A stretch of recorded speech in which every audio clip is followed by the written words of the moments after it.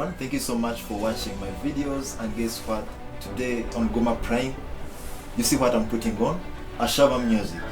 We are with Ashaba music on the Guma chat today, and I request you to be with us for the entire one-on-one interview as we see what brought her into music, how she's moving on with her musical career, and everything about her life. Thank you so much for watching.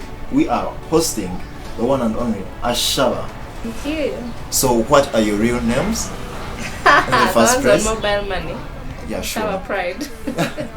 Ashaba Pride. Yeah. Well, who is Ashaba Pride? Can we know about you? Ashaba Pride. Well, I'm a simple local girl. Ashaba Pride is an accountant, a mother of two, a musician, a crocheter, whatever. I am all art and accounts. Wow. Yeah. So how comes you talked of being a musician, you talked of being an accountant, you talked of crocheter? Yeah. Is it the right pronunciation? It is. if you're from the UK, crocheter. All right. So can you explain much more about that? Like how do you balance all those things as one person, as an individual? Yeah. I think we are limitless as human beings, really. We are the ones who give ourselves the limit, but we are limitless otherwise.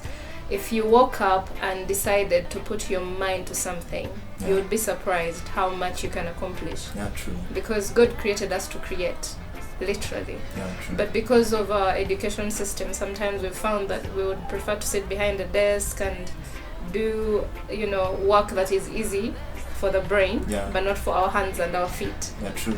But if you woke up and said, I'm going to become a carpenter, you'd be surprised how much your hands and your brain will create amazing things that everyone will be like, what were you doing in hosting on YouTube? Yeah, true. Right. All right. So I balance them by the grace of God. By the grace of God. Yeah. Thank you so much. So from childhood, you went through school. Right. Which schools? They were in Kampala. I changed schools a lot, but I sat P7 from St. Francis in Tinda. Okay. I did my 4 at St. Joseph's Girls in Zambia. Did my 6 at Nadia SS Namugongo, and my university at Chambogo, and then a postgraduate at East African School of Tax.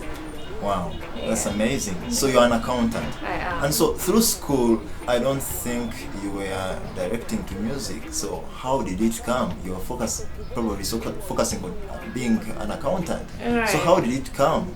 That is always an interesting question, because our parents, I think because they grew up in a lot of poverty, most of them, they decided that we have to be doctors, pilots, all these interesting titles, right? So my mother told me, you have to do a professional course. So that's how I ended up in accounting. Yeah. I didn't really think music would be something that earns me an income. So even when people say, you have a nice voice, I took it at face value. I didn't think about it and start imagining myself on stage, nothing like that. But my heart was always pulled towards art, Like if I saw somebody playing guitar, I was very inquisitive about how they do it and how they got to do it. So slowly but surely, I'd sit with people who are playing guitar and learn a few things. I would join choirs.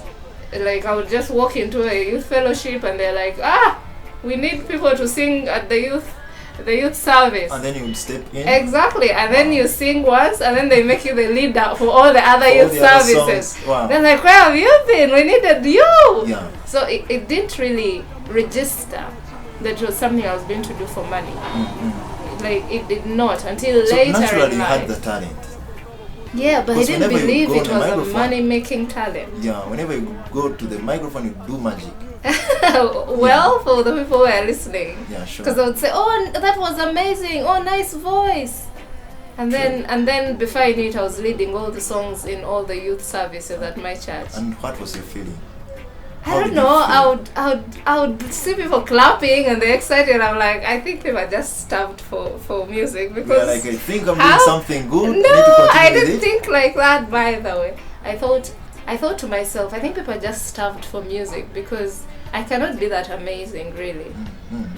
That's actually what I Sure. thought, honestly. Yeah. Like, people would clap and they look for me, they're like, oh my god, well done. I'm like, are you sure? Or you're just excited to see the youth presenting. You know, Anglican churches, when it's Youth Sunday, everyone is excited, it's fresh energy. Yeah, true. So I was like, maybe we're just excited that the young people are leading service today. Mhm. I didn't think about it in terms of I'm different. Yeah, true. Until later, when one of my bosses, I was an accountant. Actually, the same boss gave me a wedding gig recently. Wow. So I was an accountant at his hotel, Yeah. Eureka Place, but he told me to come back and entertain at a Christmas party. I told him, are you sure? It's like, we are paying you 1 million, come and work. Mhm. I'm like, yo, Mhm. I'm in. And then I started realizing that people valued my voice. They knew about my brain and what I can do More in an than you accounting did. office and everything, but they valued my voice more than I did, because they started telling me, we're going to start a band and employ you, otherwise start a band and we give you work. Yeah. I was like, that's interesting. Mhm. So that's then how I started moving towards music. Towards music. Because I started the live band, we started doing weddings, we started doing gospel songs at weddings. We realized the band is not making money because Yeah. people expect gospel bands to work for free. Yeah, true.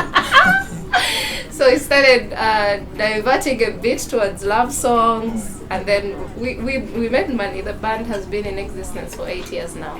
Wow. Yeah. So how did you change the people's mindset about playing free music, live band, gospel We music? started learning other songs that are not just gospel. Okay. Because I realized, unfortunately, Christians are very slow at monetizing gifts, Yeah. which is very unfortunate, because It's unfortunate. we have the biggest networks. Like, if everyone in church hired the youth to go and dance at their party and paid them, like, half the problems in the churches would be sorted. Yeah. Because imagine how I was singing and everyone is thanking me and saying, well done. If they invited me to a birthday party and gave me 100,000, invited me to a wedding and gave me, I mean, I would be so rich I wouldn't have needed to go and look for a job, Yeah, true. right? And then I would have employed others, right? But then I've found that instead they'll invite you to sing just to eat a plate of food. But the plate of food is going to digest before you even reach home. Yeah, so they wanted someone to come and sing, entertain for free, and then Usually that's how it is. So it took a while for me to realize that I need to break off from just getting business from within my church, because they all expected me to just go and work for free. yeah, true.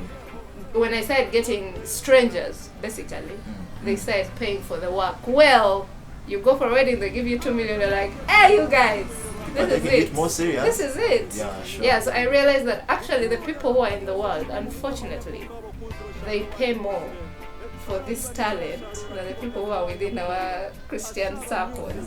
True. Yeah, so it's been an unfortunate realization, because then it made me deviate. Yeah, so even when I'm creating music, I don't create praise and worship. My music has gospel lyrics, but it's not praise and worship Yeah. music.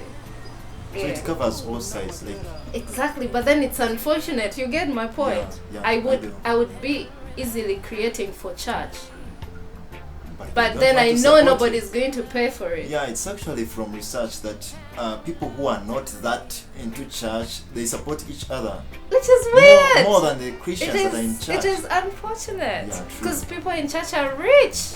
Well, on that point, I actually forgot to ask you about family. Yeah. How is family? Yeah. And then how did they take it? Yeah. You joining the music Yeah. industry. What were Well, their reactions? many people ask me that question. Yeah. Like I said, my mom wanted me to do a professional course and she wanted anything apart from being a teacher. Yeah. Because she Not was to waste like, her tuition. not just like teachers are the most broke people, because Oh. she has a history with teachers Okay. that was not good. I'm shaking something. I know. But it is well. I don't know why, but Western Uganda, most people are raised by teachers. Yeah. Either their father or grandfather or somebody was a headmaster. I don't know why, but we all have that kind of my dad is history a in our professional family. teacher. Exactly. And he still My is. grandfather was a headmaster. Like, up to now, people are like, oh my god, he was my headmaster. Yeah. And they remember them because they used to be very smart people. Yeah, true. Honestly, Mm. they were respected. So my mom didn't like teaching, because she was like, we grew up in poverty. Yeah. I'm not raising a It's not teacher. our- Because I wanted to be a literature teacher. Yeah, sure. Yeah, I did literature so well in school. I thought I would make a great literature teacher. Hence the accent. Ah! Yeah, true. Now that one is thanks to the school fees she paid, because she paid in good schools. Yeah. Yeah, but I thought I would be a literature teacher or at least a news anchor, you know. Yeah. I really loved reading books and telling people the story that I've read, you know. So I thought, and then I should have realized at that point that I was going to storytell in music, but I didn't. I just thought my storytelling was as a teacher. Yeah. And she's like, no, if you're going to university, you're doing something that is going to make me proud. Not art. So that's how I ended up in accounting and finance. Okay. Because I had done LD. Yeah. I didn't have math in my A level. Mm. So I went on campus and hustled with mathematics. With people who had done PEM, PCM. To please parents. You. Wow. So I gave them their degree. And then you went into music. But then you still do accounting. I do. It's the one that has funded my work. Yeah, sure. Yeah, so how do you so find maybe your workmates and the accounting workplace? Yeah. Like how do they take it? Actually, at work, people call me Ashaba Music. They don't see me as Ashaba Pride. And then I want to know the reaction of the bosses to you as an I know. accountant and then That as has a been musician. interesting. Like I said earlier, my first boss spoke life into my talent because he gave me work as a singer, and I was very moved because I was like, this guy knows that I'm his accountant, Yeah. but he's giving me work as an entertainer. Yes. So he was sort of sowing a seed into it, and up to now he's my biggest cheerleader. Wow. Like he will know I am accounting somewhere, what, and then he will be like, oh my gosh, I'm so proud of you Yeah. for how far you've come with the music. Yeah. So I've realized that it's a gift that God gave me to grow, because it attracts people in a different way. Yes. The accounting, I can assure you, I'm not blowing my trumpet or anything. When I sit at a desk, there is no boss I've left and they've said that I've not worked well enough, Yeah. or I've not had enough integrity. I've worked well at my jobs. Wow. I've done well, and they appreciate it and they pay me for it. Yeah. But then when I have like a show, they will come, or they will buy my CDs. Yeah. They will invest in my music. So it's a strange thing. So can I say you're lucky? I or am something? blessed. Because the reason why I asked that question is most of the people that have bosses, when you're working here and then you have some other place to have a gig, they think that maybe you're not taking the job serious. I know. So they give you a choice to either choose the job you're doing or your other gigs. Yeah. So No, I it's really think luck. I think our generation has an issue with balancing things. Yeah. Really. I don't know if our parents had the same issues, because they would dig and go to school, right? Yeah. So I feel like they knew a little bit more about balancing life than we do. Yeah. We've probably been in boarding schools so much that we think life is about just sleeping, wake up, go to class. But people had to dig before they show up at school. Yeah, So they had a little bit of an idea of the hard work versus, you know. So I feel like I have mastered the art of balancing. I really think so. Yeah. Because if I'm at office and the job says Monday to Friday, You're an I accountant. will work. That's- There is no job I leave. Yeah. And they're like, she was not putting in the work, or Don't she you was play- Don't you lazy. play some music at work? A lot of. And then- I am And always then singing. Won't that chase you away from the job? When I was leaving my no, I don't be doing it in a loud, Okay. noisy, crazy way. I'm not a mad person. When I was at my former job, when I was leaving, they said, we're going to miss walking in and you're singing for us, Yeah. you know, because they would just find me randomly happy, I'm singing, Yeah, sure. but I'm also typing and balancing books, and it's just who I am, Yeah, you know. true. It's like when you find a surgeon, there are surgeons who love music, and they will not work on a patient when there is no music playing. So music is a spirit. I don't feel like music is work. I don't feel like music is work. I feel like it actually elevates you and helps you with other things of life. Yeah, true. Yeah, like if you're a bus driver and you love music, it helps you through the long trip. Like I feel like music is a spirit. It's not work. To me, at That's- least. I get you. Yeah. So I read on your hoodie, we live to laugh. My latest hit, like We they live call to it. laugh. It's the latest hit. And then your cape, Guma. Yeah, these Yes. are two different songs, Yeah, right? true. Yeah. So can we talk about your music right now? Yeah, So how many songs do you have as an individual, and then yeah. do you maybe have collabos or something like that? I have 8 songs and 1 remix. Okay. On my first album, I didn't want to feature so many people because I felt like if you're introducing yourself to your fan base, you don't need to have so many other voices in there because you're trying to show people who you are. Because remember, I was in the live band industry, which means we were singing other people's songs. So people knew my voice for singing Carey's music? Mariah Carey, Oh. Beyonce, or whoever, Yeah. you know. So if people know you as a cover artist, you have to put in a lot of work for them to know you as an artist, a songwriter. So my first album didn't really have collabos and duets, and I just did 1 remix with Amani Amaniga. When I came to Kavale, which is 2 years ago, Yeah. I realized I had too much English in my songs. and I'm originally from here anyway, so I realized that the way people speak is not the way I speak. For us, we grew up speaking Runyankole in Kampala. Yeah. My sisters actually just hear it, but they speak Luganda.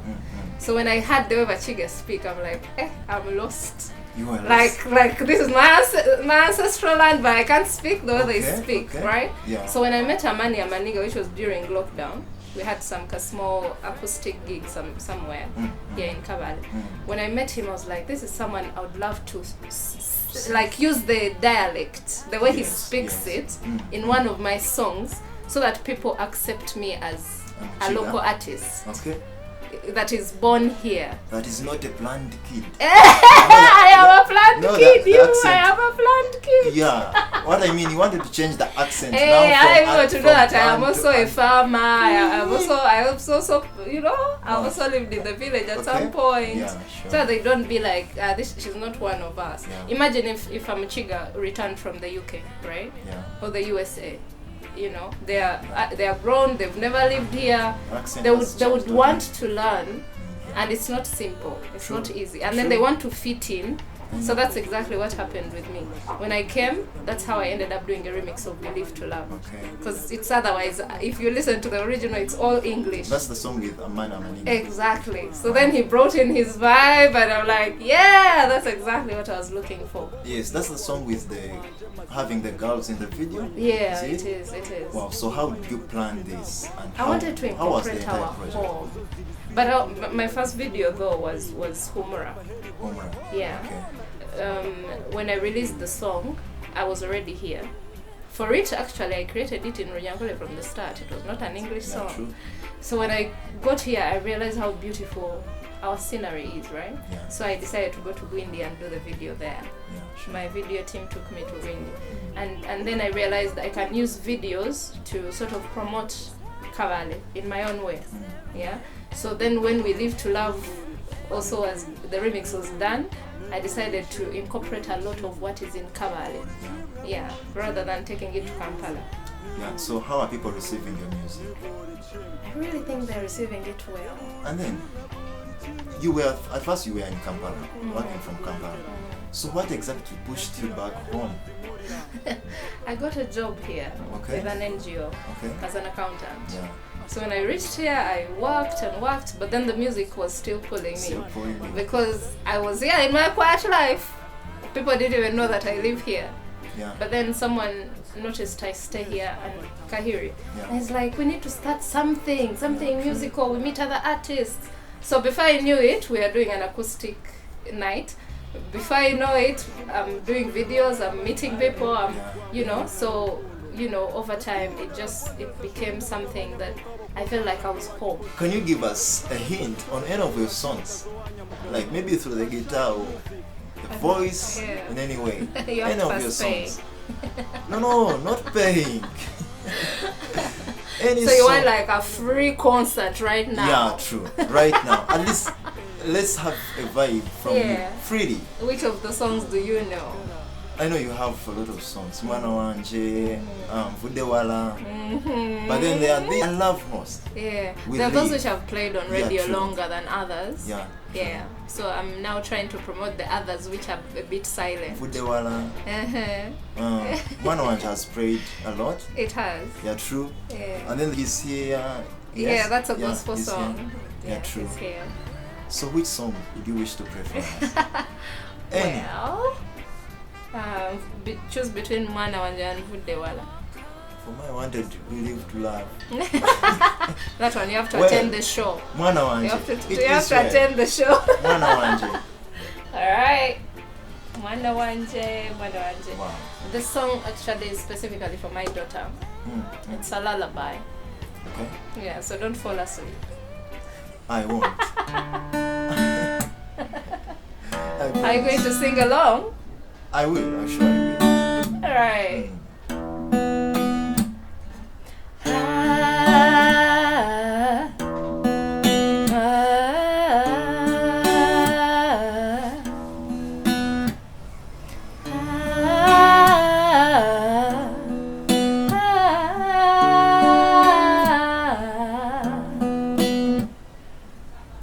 Mwana wanje nikukunda ensi tuhenda gwire kunkate kuntinisa mwana wanje nikurota kuchichira rikonka konka kungusimuka shanga tandi harubaju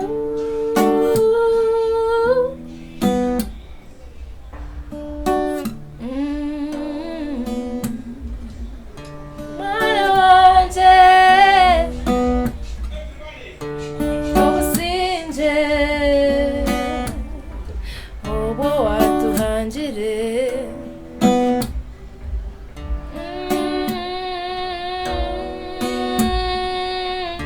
mwana wanje werinde ruhanga naza kukugaruza kureba. Wonderful. So amazing. I actually wanted to sing along, but man, my voice. Mwana Wanje. You see, we know things, but we quiet them. So that's one of your songs. It is. Can you tell us It's more my number one more song. of your songs? Yeah, my album is created from experience, things that I've gone through. Wow. I was a victim, though now I call it a survivor. I'm a survivor of domestic violence, and because of it, I ended up writing music. Because I was a cover artist before, I didn't think about going in studio, but then I had this friend of mine who encouraged me to write as a form of letting out the pain. You know, as artists, if, for example, you're a poet, right? So if there's a saying which says, if you're hurt, you become a poet, or something like that. You get here somewhere to start. Exactly. Like So deep emotion causes us to tap into our artistic outlets. If someone is a keyboardist, they'll probably play more keyboard during that season, right? Yeah. So because I'm a singer, a vocalist, I found it easier to write songs as a form of letting out pain. Yeah, true. So if you listen or you look at all my song titles, they're all very intentional. Yeah. But from face value, it doesn't mean anything, right? Yeah, sure. But when you know the story behind it and you start listening afresh to each word, it's a whole other world. Wow. Yeah, so the music is from experience of pain and anger and, you know, accepting that everything happens for a reason and God has a plan regardless. Yeah, true. As long as you're not dead, God still has a plan. Yeah. So Mwana Wanje was to my daughter because I was no longer staying with her. Wow. So I was writing to her from a point of view of, I am no longer holding you, but I hope you're okay. I know. Exactly. Humura was also from Matthew 4. It was a message to myself Yeah. to be still to know that God has it all in control, regardless. Because usually when you're in pain, there is also a lot of temptation to do the wrong thing. You know, if you've left a marriage, the biggest temptation is other men who come in form of they want to comfort you. But then it's a trap, because you can't just be from a bad relationship and you step right into another. You're broken, you're hurt, you know. So I was reminding myself to be still, to know that God has it in control, and in due time it will make sense. Be still. We Live to Love was also a reminder that love wins. If you are in a situation where you have to choose between love and hate, love is going to win. So if you're a child of the light, then I mean there is no option but to choose love. Scriptures. Exactly. Love is the biggest. It's so the that's important. like true. from 1 Corinthians 13. Yeah. So that's where We Live to Love comes from. Wow. Yeah, so that's why I told you all my music is church based but not praise and worship. Not praise and worship.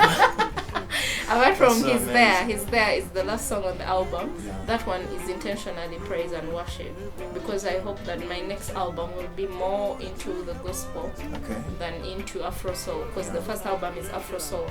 Because you started in church.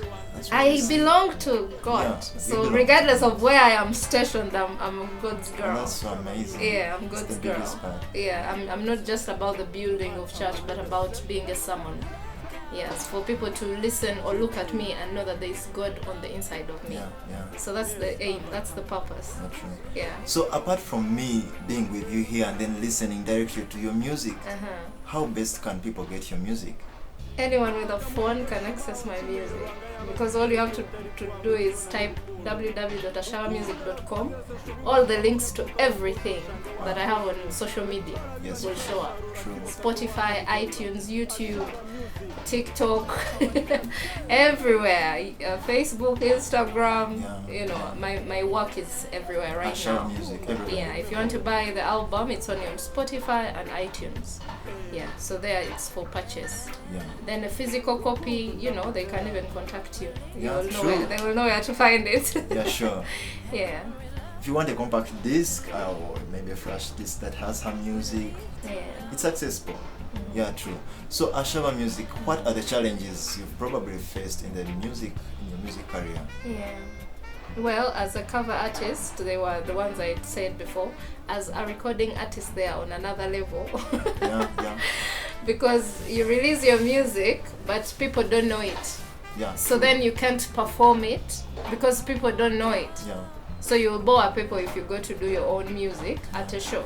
So I found a challenge in the beginning, because even when I was hired, I had to do cover songs to entertain. My music was not known yet. But then Bachiga Nation hired me sometime. Yes, I remember that. Oh my gosh, those guys. I almost died stage. of pressure. I had only 4 songs.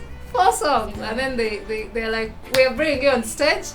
You sing only the 2 that are in Runyankole. Okay. So out of the 4, 2 are English, 2 are Runyankole. So I was stuck. I'm like, so you guys, I'm just going to come to sing for 8 minutes or even less. And because I'm a live artist, I'm a live performer, I don't know how to sing when my song is playing. I've had to learn. But before I felt like I'm cheating the audience if I'm going to sing a song and it's playing and I'm just lip syncing. So I wanted my real voice to be heard. Unfortunately, there were a bit of hiccups that time. So I sang one song and actually that was it. But then they called me back for December, and oh my God, it was amazing! How many songs did you do? At that time, I was allowed to do even the English ones. Wow, that's so interesting. I was allowed to do even the English ones. I did 4, and I did 2 live, and 2 I used instrumentals, and people recognized me, and you know, the feedback was so massive. So everyone's like, who is the new kid on the block? I'm like, which kid? I'm a grown woman like this. And everyone was, you know, blogging and asking who is the new kid on the block. And that gave me a lot of energy. Because now after December, I decided I need to launch my album so that people know me more. Because before I was like, so who even listens to my work? I'm still doing cover songs. But after that December season, I decided that 2023 I had to launch an album, and indeed in June, Like I did 4 songs in 6 months So and made amazing. the album Wow. complete. That's so interesting. Yeah, the launch was amazing. I partnered with some people in Kampala called Alliance Française. It's part of the French embassy, and they were handling 50% and I was handling 50%. So I was able, just in case you're wondering who put money into the Yeah. I was able to do it because I had the salary, Yeah. and then also they took over 50% of my expenses. So then my band, Melody Band Uganda, were the ones playing for me. Yeah. So they were like, we didn't think No you were expenses, serious. Wow. Oh, I have to pay them. Oh my gosh, they're the most expensive people to hire these days. I understand. Yeah, So but was a joke. before, when I went to record, I told them I'm going to first put the band on hold and concentrate on studio. And now they couldn't believe I had actually accomplished a whole album. So they were like, oh my goodness, you were serious? I'm like, yeah. So I was so happy that I had them in the background playing for me. And the girls, of course, were there as well. Yeah. It was a beautiful experience. Yeah, true. Wait a minute. Did I see you performing in Kenya? Is it Nairobi? Oh yeah. Wow. So what about that? I've been to Nairobi and I've been to Kigali as well. Wow. I'm trying not to be confined in Uganda, because also the music I'm doing is for festivals and like it's futuristic, honestly.